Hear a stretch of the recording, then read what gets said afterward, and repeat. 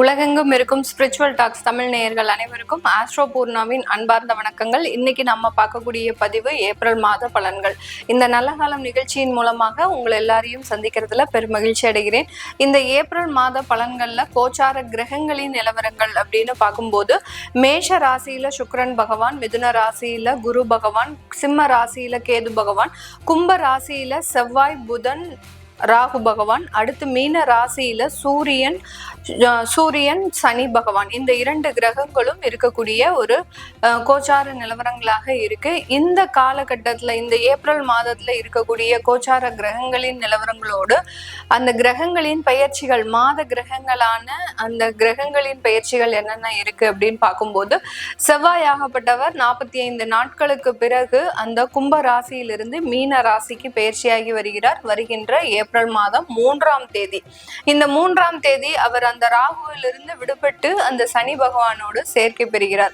அடுத்து 11ஆம் தேதி புதன் பகவான், அதாவது 11ஆம் தேதி ஏப்ரல் மாதம் புதன் பகவானும் கும்ப ராசியிலிருந்து மீன ராசிக்கு பயிற்சியாகி வருகிறார். மீண்டும் இந்த மாதத்திலேயே 30ஆம் தேதி இந்த மீன ராசியிலிருந்து மேஷ ராசிக்கு பயிற்சியாகிறார் இந்த புதன் பகவான். 14ஆம் தேதி சூரியனாகப்பட்டவர் மீன ராசியிலிருந்து மேஷ ராசிக்கு உச்சம் பெற்று வருகிறார். இந்த 14ஆம் தேதி தான் அந்த வருட பிறப்பு, தமிழ் புத்தாண்டாகப்பட்டது, பராபவ வருடம் அப்படின்றது ஆரம்பிக்கிறது.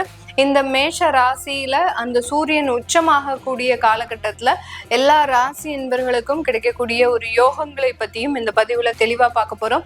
இதே மாதத்துல 20ஆம் தேதி சுக்கிரனாகப்பட்டவர் அந்த மேஷ ராசியிலிருந்து ரிஷப ராசிக்கு தன்னுடைய சொந்த ஆட்சி வீடான 2ஆம் இடத்திற்கு, அதாவது காலபுருஷனுக்கு 2ஆம் இடத்திற்கு பயிற்சி ஆகிறார். இந்த மாதிரியான அந்த கிரகங்களின் பயிற்சிகள்னால ஒவ்வொரு ராசி என்பர்களுக்கும் கிடைக்கக்கூடிய பலன்களை பற்றி இந்த பதிவுல தெளிவா பார்க்க போறோம். இந்த சேனலை முதன்முறையா பாக்குறீங்க அப்படின்னா சப்ஸ்கிரைப் பண்ணிக்கோங்க, பெல் பட்டன்ல ஆல் ஆப்ஷன் சூஸ் பண்ணிக்கோங்க.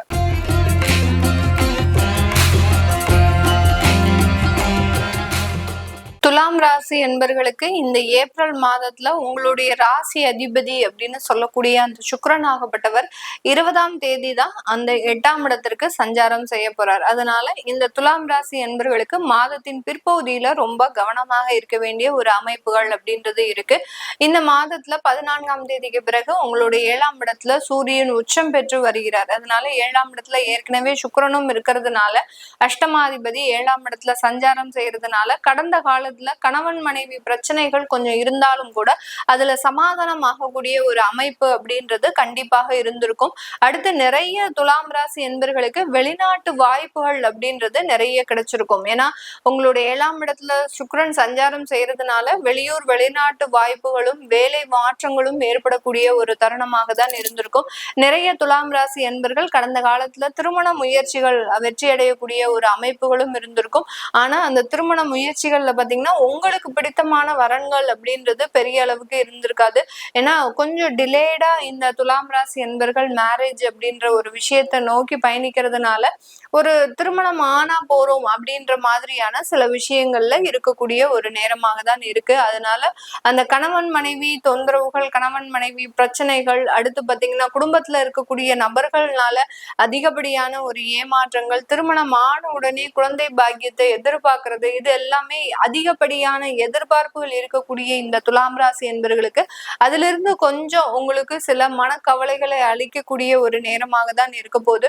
உங்களுடைய 5ஆம் இடத்துல ராகுவோட அந்த செவ்வாயும் புதனும் சேர்க்கை பெற்று இருக்கிறதுனால குழந்தை பாக்கியம் அப்படின்றது தடைப்பட்ட ஒரு அமைப்பாக தான் இருக்கு. அதனால இன்னும் ஒரு 2 மாதத்திற்கு மேலாக தான் அந்த குழந்தை பாக்கியம் கிடைக்கிறதுக்கு உண்டான ஒரு அமைப்புகள் அப்படின்றது இந்த துலாம் ராசி என்பர்களுக்கு இருக்கு.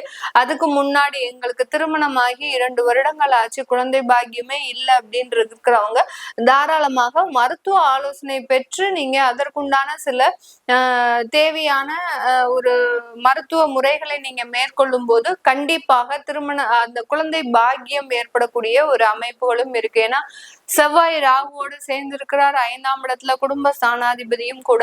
அடுத்து பாத்தீங்கன்னா அந்த செவ்வாய் 6ஆம் இடத்திற்கு சனியோட சேர்க்கை பெற்று இருக்கும்போது அந்த மருத்துவ முறையில குழந்தை பாக்கியம் கிடைப்பதற்கு உண்டான ஒரு அமைப்புகள் அப்படின்றது கண்டிப்பாக இருக்கக்கூடிய ஒரு நேரமாக இருக்கும். ஏப்ரல் மாதத்துல இந்த துலாம் ராசி என்பர்களுக்கு பெண் குழந்தை பிறக்கிறதுக்கு உண்டான ஒரு வாய்ப்புகளும் அதிகப்படியாக இருக்கு. பெண் குழந்தை பிறந்த நேரம் இந்த துலாம் ராசி என்பர்களுக்கு அவர்களுக்கு இருக்கக்கூடிய பொருளாதார சிக்கல்கள் எல்லாமே மீண்டு வருவதற்குண்டான ஒரு நேரமாக தான் இருக்கும். அந்த குழந்தைகள் பிறந்ததுக்கு அப்புறம் இவர்களுக்கு அதிகப்படியான அந்த பொருளாதார வளர்ச்சிகள் ஏற்படுவதற்கும் உண்டான ஒரு அமைப்புகளும் இந்த துலாம் ராசி என்பர்களுக்கு முழுமையாக கிடைக்கக்கூடிய ஒரு நேரமாக இருக்க போது. இந்த ராசி என்பர்களுக்கு அரசாங்கத்துல நிறைய ஒரு வளர்ச்சிகள் ஏற்படக்கூடிய ஒரு நேரம். அந்த அரசாங்கத்துல இருக்கக்கூடிய வளர்ச்சிகள்னால அதிகப்படியான ஒரு பதவி உயர்வு, வருமான உயர்வு இதெல்லாமே ஏற்படக்கூடிய ஒரு அமைப்புகளும் இருக்கு. அரசாங்க தேர்வுகள் எழுதுறவங்களுக்கும் இந்த மாதம் சாதகமாக இருக்கிறதுனால எளிதாக வெற்றி பெறக்கூடிய ஒரு அமைப்புகளும், ஒரு டிஎன்பிஎஸ்சி, யூபிஎஸ்சி இந்த மாதிரியான தேர்வுகள் எழுதக்கூடிய நபர்களுக்கு நல்ல ஒரு வெற்றி வாய்ப்புகளும் இருக்கிறதுக்கு உண்டான ஒரு நேரமாக தான் இந்த ஏப்ரல் மாதம் இந்த துலாம் ராசி என்பர்களுக்கு இருக்க போது. அடுத்து இந்த காலகட்டத்துல இந்த ராசி என்பர்களுக்கு டீச்சிங் உத்தியோகம் சம்பந்தப்பட்ட சில அமைப்புகள் அப்படின்றது டோட்டலா மாறப்போகுது. இது நாள் வரைக்கும் உங்களுக்கு இருந்த உத்தியோகத்திற்கும் இனிமேல் இருக்கக்கூடிய அந்த உத்தியோகத்திற்கும் உண்டான ஒரு டிரான்ஸ்பர்மேஷன் அப்படின்றது அதிகப்படியாக இருக்கிறதுக்கு உண்டான ஒரு நேரம். ஏன்னா உங்களுக்கு டீச்சிங் உத்தியோகம் தான் ரொம்ப பிடிச்சமான உத்தியோகம். அந்த உத்தியோகம் பார்க்க முடியாதபடி கடந்த காலத்துல எல்லாம் நீங்க அதிகப்படியான ஒரு மாற்றங்களை பெற்றிருப்பீங்க. இப்போ உங்களுக்கு உண்டான அந்த வேலை வாய்ப்புகள் இந்த மாதத்துல இருந்து கிடைக்கிறதுக்கு உண்டான ஒரு நேரமாக இருக்க போது. வெளியூர் வெளிநாட்டுல இருக்கக்கூடியவர்கள் சொந்தமாக ப்ராப்பர்ட்டி வாங்கக்கூடிய ஒரு நேரமாக இருக்கும். அந்த ப்ராப்பர்ட்டியின் மூலமாக உங்களுக்கு நல்ல ஒரு வளர்ச்சிகள் அந்த வெளிநாட்டுல இருக்கிறதுக்கு உண்டான ஒரு நேரமாகவும், நிரந்தர தன்மை அப்படின்றது இதன் மூலமாக ஏற்படுவதற்குண்டான ஒரு நேரமாகவும் தான் இருக்க போகுது. இது நாள் வரைக்கும் நாங்க வெளியூர்ல இருந்தோம், ஆனா எங்களுக்குன்னு ஒரு சொத்து சேர்க்கல, எந்த விதமான ஒரு வாழ்க்கையுமே இல்லை, ஒரு சேமிப்பு அப்படின்றதே இல்லை, ஏதோ ஒரு வாழ்க்கை ரன் ஆயிட்டு இருக்குதே ஒழிய எந்த விதமான ஒரு ஆசாபாசங்களும் இல்லாம இருக்கிறோம் அப்படின்னு சொல்லக்கூடிய இந்த துலாம் ராசி என்பவர்களுக்கு இந்த மாதத்துல இருந்து சேர்க்கக்கூடிய சொத்துக்கள்னாலையும் ஒரு சேமிப்புகள்னாலையும் அந்த வெளிநாட்டுல ஒரு நிரந்தர தன்மை ஏற்படுவதற்குண்டான ஒரு நேரமாக இருக்கும். வெளிநாட்டுல இருக்கக்கூடியவர்களுக்கு உங்களுடைய குழந்தைகளை உங்களோடைய கூட்டிட்டு போறதுக்குண்டான ஒரு அமைப்புகளும் மாறுவதற்குண்டான ஒரு நேரம். இந்த மாதத்துல பாத்தீங்கன்னா உங்களுடைய குடும்பத்தையும் சேர்த்து அழைச்சிட்டு வரணும் அப்படின்னு நினைச்சீங்கன்னா அதற்குண்டான நிவாரணங்கள், அதற்குண்டான வே ஆஃப் என்ட்ரிஸ் எல்லாமே உங்களுக்கு முழுமையாக அங்கீகாரமாக கிடைக்கிறதுக்கு உண்டான ஒரு நேரமாக இருக்க போது.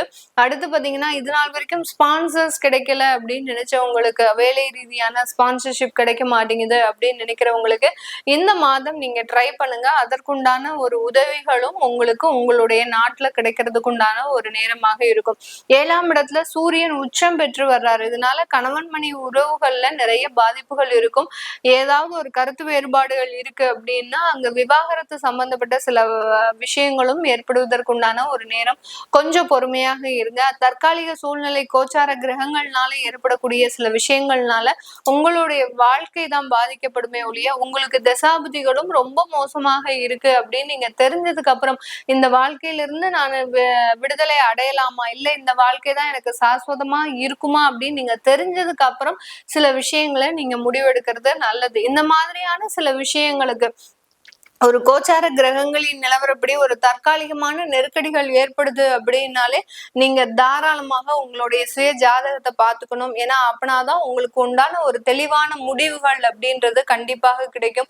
இப்ப கணவன் மனைவி விவாகரத்தே இருக்கு அப்படின்னா கணவனுடைய ஜாதகப்படி மனைவி உங்களோட தான் டிராவல் பண்ணுவாங்க அப்படின்றது இருக்கும். ஆனா மனைவியோடைய ஜாதகப்படி அவங்களுக்கு இருதார மனம் இருந்தது அப்படின்னா கண்டிப்பா அவங்க டிராவல் பண்ண முடியாது. அந்த மாதிரியாகலாம் சில கிரக தாக்கங்கள் அதிகமாக இருக்கும் போது இந்த கோச்சார கிரகங்களின் நிலவரங்களும் மிகவும் மோசமாக வேலை செய்ய ஆரம்பிச்சிடும். அதனால அந்த மாதிரியாக உங்களுடைய திசாபுத்திகளை பார்க்கணும்னு நினைக்கிறவங்க கீழே இருக்கிற நம்பருக்கு வாட்ஸ்அப்ல அப்பாயின்மெண்ட் வாங்கிக்கிட்டு நீங்க கன்சல்ட் பண்ணிக்கலாம். உங்களுடைய குழந்தைகளுக்கு ஜாதகம் எழுதணும், நியூமராலஜி படி பேர் வைக்கணும்னு நினைக்கிறவங்களும் கீழே இருக்கிற நம்பருக்கு வாட்ஸ்அப்ல மெசேஜ் அனுப்புங்க. அதற்குண்டான விவரங்கள் தெரிய வரும். உங்களிடமிருந்து விடைபெறுவது உங்கள் ஆஸ்ட்ரோ பூர்ணா. நன்றி, வணக்கம்.